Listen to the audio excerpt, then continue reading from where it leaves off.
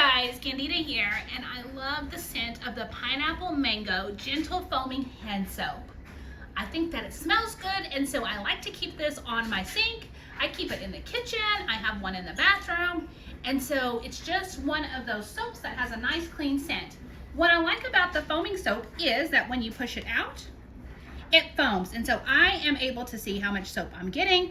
I am able to rub it together and get a really good lather on my hands.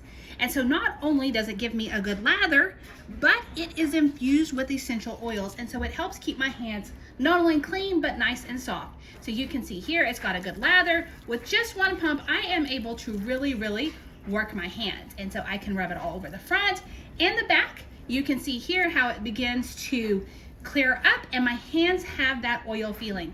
And so now I'm going to be able to wash them, get the soap off, and get back to my day. But I wanted to show you how the soap works. I hope you found this review helpful.